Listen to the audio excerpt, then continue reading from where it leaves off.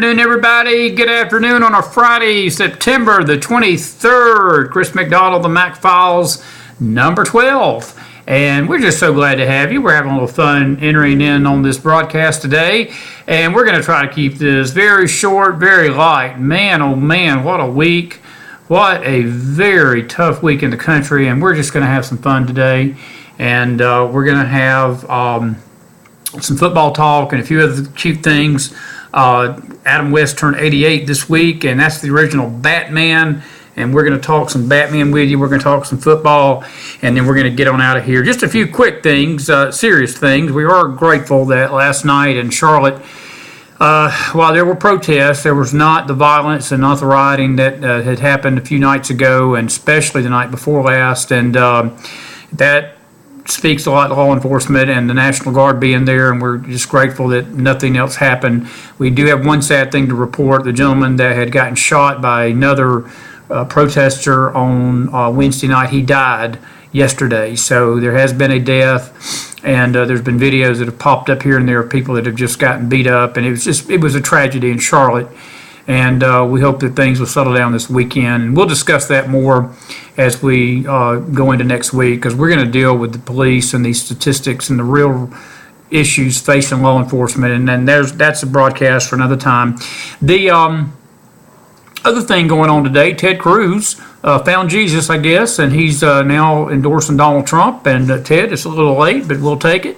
And we're so glad that he decided that his conscience would allow him to vote for the Donald. I just get tickled. I saw a Hillary Clinton ad earlier today, and she rolled out about, I guess it was 10 Republicans in that commercial, Lindsey Graham, Mitt Romney, some other jackasses that really don't matter, and they were Republicans, and she said Donald Trump is unfit for the presidency, even according to Republicans. But see, what Hillary has never realized, and I don't think the establishment realizes, Donald Trump's not a Republican, folks. He's an American. And that's what's been his charm, and that's why he's sitting at the brink of the presidency here 4 days before the debate and 47 days before the election. And, when the Republicans hate you and the Democrats hate you at the same time, you're doing something right. You're doing something right. So let her roll out all the Republicans she wants to, because honestly, we're sick of them too. And so let her go for it. But anyway, that's all the politicking I want to talk about today. There's a lot of things that are going on. We're going to deal with that over the weekend into next week. Today is Football Friday and Fun Friday on the Mac Files. And I want you to just see, I'm going to bring my computer down. You see that shirt right there? We got a certain team coming to Knoxville this weekend called the Florida Gators. And being that my sister and I, we don't speak to each other hardly during football season because we hate each other. She's a Gator fan, and we have promised her a beatdown in Neyland tomorrow as number 19 Florida visits number 15 Tennessee. And, of course, Tennessee has got a 10-game losing streak to the Gators, and we are looking to snap that streak tomorrow. We've probably got the best team we've had in about 5 years on the field, talent-wise, with Josh Dobbs and that defense. But Florida's a tough bunch of amigos, too. It's going to be a barn burner tomorrow afternoon, 3:30 on CBS, and that should be fun to watch. And I will be watching it if I can, but it's definitely going to be a great game tomorrow. The odds makers have it about even. Florida's a slight favorite, but games in Knoxville, Tennessee's got a lot of history to overcome tomorrow. I tell you, when you lose 10 times in a row to a team, they get in your head. And I guess it remains to be seen if history is going to repeat itself or Tennessee's going to break that streak. I'll just say this about Butch Jones. I like Butch Jones. He's cleaned up a lot of mess that was left behind by Lane Kiffin and Derek Dooley.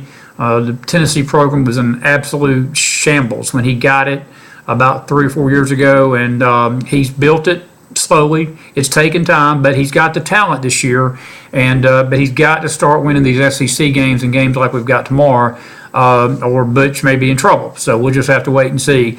But 3 o'clock tomorrow afternoon, showdown in the Big T, and we are looking forward to it. And just to make sure you know who I'm pulling for, I'm just going to show that to you, and we will make sure there's no questions of who we want to see win tomorrow. Go Vols, baby, go Vols, go Big Orange.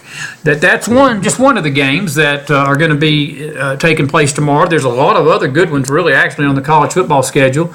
And looking at the top 25, if you missed it last night, Clemson destroyed Georgia Tech 26-7. The Tigers are going to go into next week's game with Louisville undefeated, and that is going to be probably one of the best football games of the year so far when they meet number 3 Louisville at home next week in the ACC, and we'll deal with that more next week.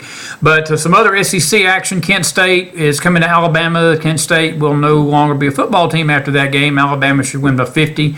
Louisville tomorrow has a no-name in Marshall. They should win by 50.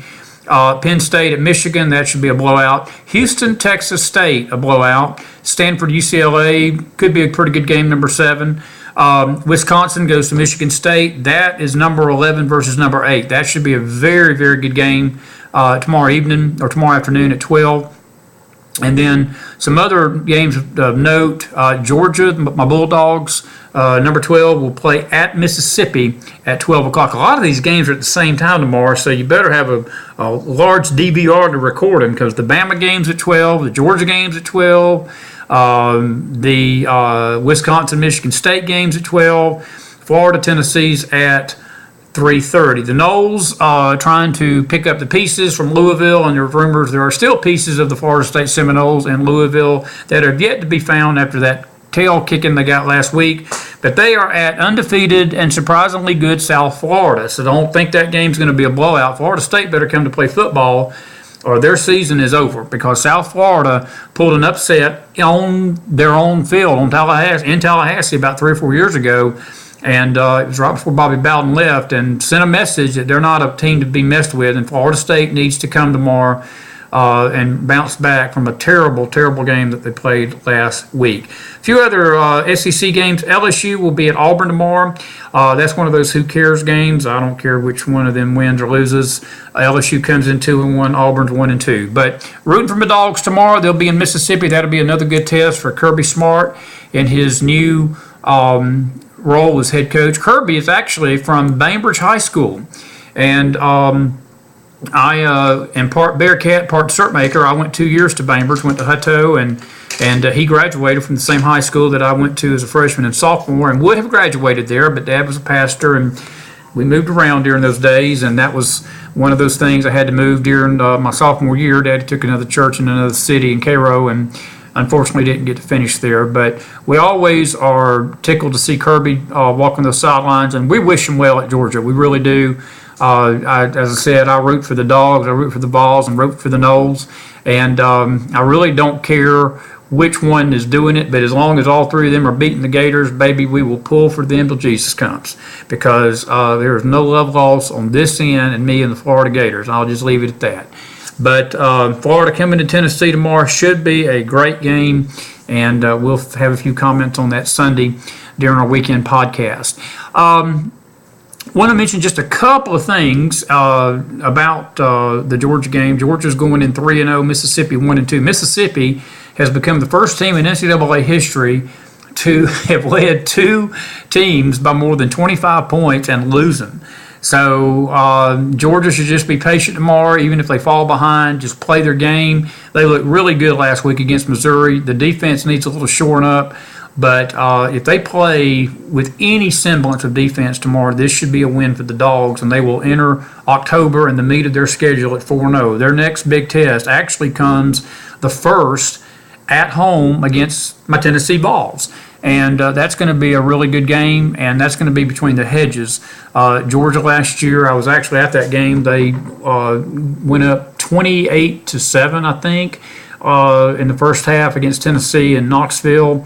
And Tennessee stormed back in a comeback I've never seen like in my lifetime. And Tennessee beat the Dogs 38-35 and pretty much sealed the fate of Mark Richt last year in that loss. That was a game that Chubb went out on like the 3rd or 4th play. Georgia was never the same since. But when you lose 38-35, it's not your offense, folks. It's your defense. And the defense is always going to be the key That's one reason why you can't really ever rule out the Gators, because the Gators always have a tough defense, and that's going to be tested tomorrow in Knoxville. We'll just have to see what plays out. But as I said, it's going to be an exciting weekend in college football, and I think the anticipation, even as we go into October, is going to get even greater, because we're really going to get into some of these key matchups. And the SEC is always a fun thing to watch, as is the ACC. But hope you have a good time watching them. Let me mention a couple of the pro games that's coming up this weekend. And my Falcons, they will be playing Monday night against the Saints. And we're just praying that Drew Brees don't throw for 600 yards against the Falcons, being that defense is about as bad as my podcast. But Falcons come in 1-1. The Saints are winless. That even makes it even more precarious for New Orleans, because they're going to be needing to win pretty bad. And they're going to be hungry for one. And the Falcons are going to have to play their game, but that defense has just got to step up and do something somehow against Drew Brees, because he is always on the Falcons, as is Sean Payton. Sean Payton has a 15-3 record against Atlanta since he's been head coach at New Orleans. So it's one of those head things, just like Florida gets in the head of Tennessee. The Saints have gotten in the heads of the Falcons, no matter who the coaches are, and have been over the last few years. One thing I'll mention about the Falcons, and something Dan Quinn has got to change, he is 1-6 in the division. And when you don't own your division, you have really got issues, and you're going to have some problems. And that is something that he needs to work on. And this would be a good chance to get going Monday night to get a division win against those Aints from New Orleans. Tampa Bay hosts the Rams. They're 1-1. Bengals host the Broncos. Packers host the Lions. Interesting matchup in Carolina. The Minnesota Vikings are going into Charlotte to play the Panthers Sunday afternoon. There has been several statements out by the Panther organization the last couple of days saying that they are admonishing the citizens of Charlotte to behave themselves and to calm this protest down. They're on alert for that Sunday should that take place. Vikings have really, man, I tell you, they have just had some awful luck with injuries. Adrian Peterson is now out for the year, as is their starting quarterback, Teddy Bridgewater. Now, he may come back, they said possibly late November, from this injury, but they're going to be without their guns, and Panthers should go 2-1. The Vikings are undefeated. They probably are facing their first loss of the year. Other interesting games, the Oakland Raiders will visit Tennessee. My Titans, they're doing fairly good, 1-1 for the new year. The Redskins visit the Giants.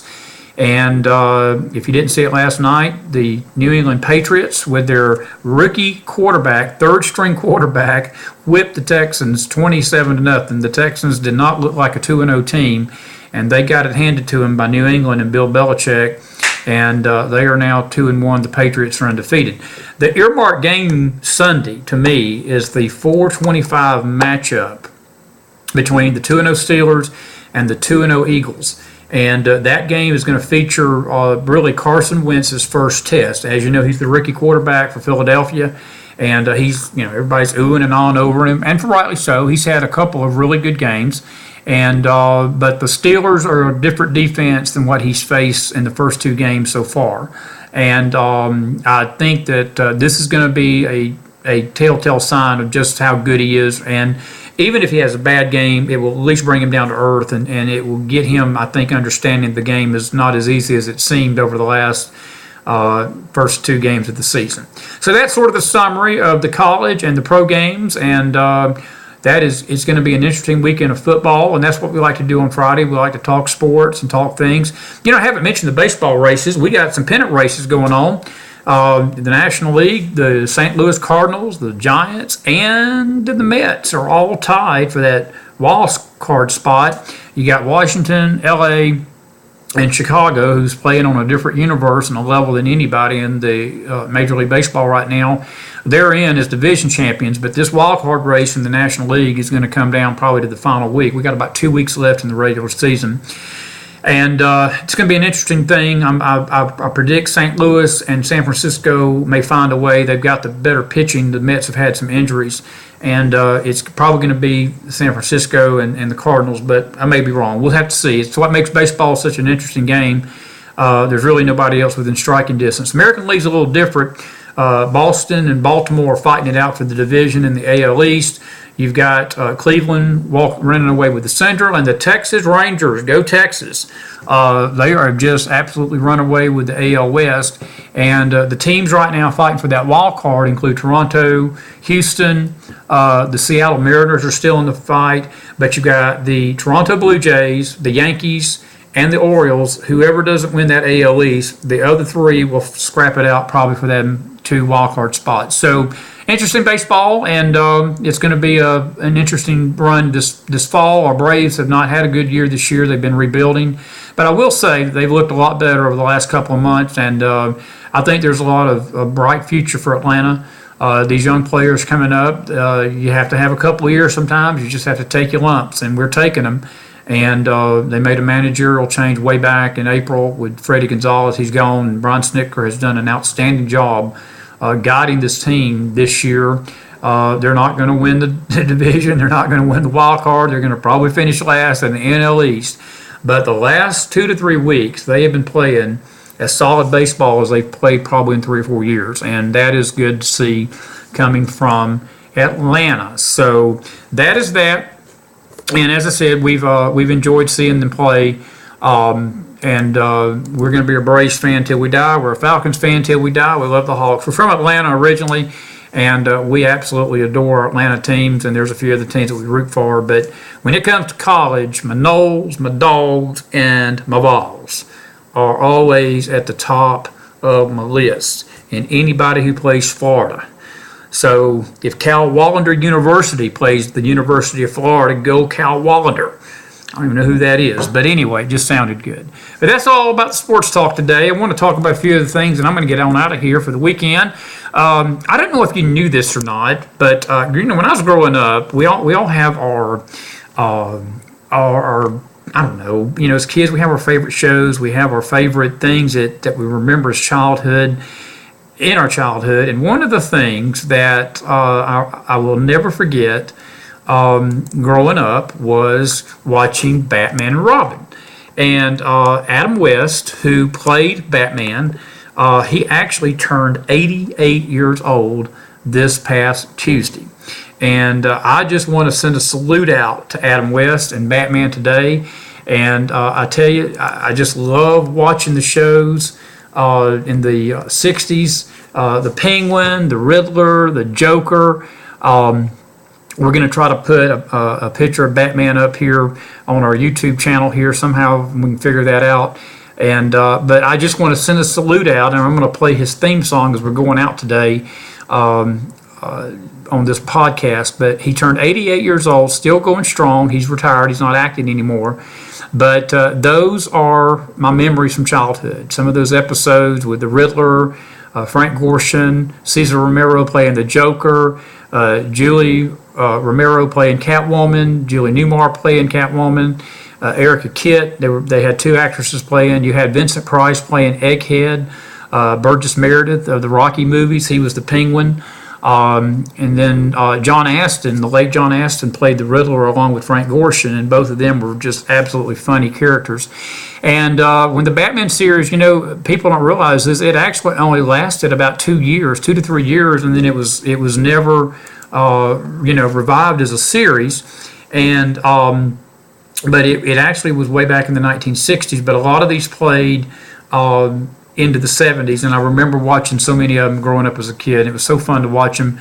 But again, it's just bearing witness today on this fun Friday to say salute to Adam West. He's my hero.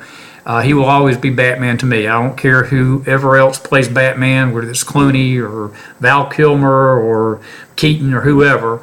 Adam West will always be my Batman, and Burt Ward will always be Robin.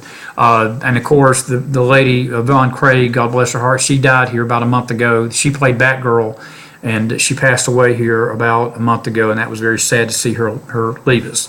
But Viva Batman, and I tell everybody that I'm not saying I'm Batman, I'm just saying me and Batman have never been seen in the same room together at the same time, and I'll just leave it at that, and we will go from there. We're so glad to have you on these podcasts on a Friday, and as I said, this is just a fun time today. We hope you enjoy your weekend. We hope you have a good time watching football.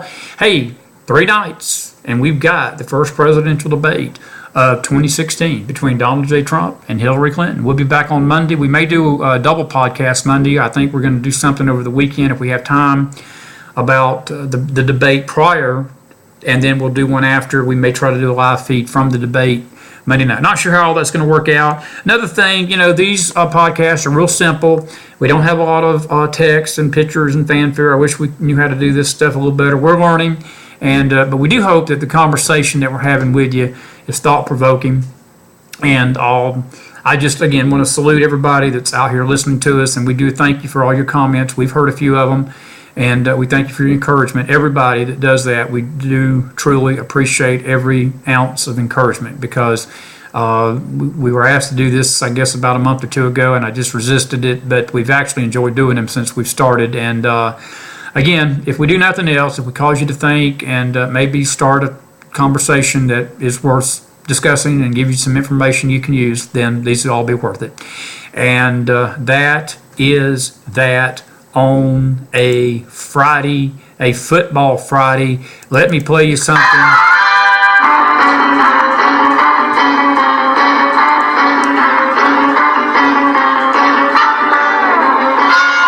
You remember that? You remember when they used to hit each other and they had the pow and the wow? Happy birthday, Adam West, number 88.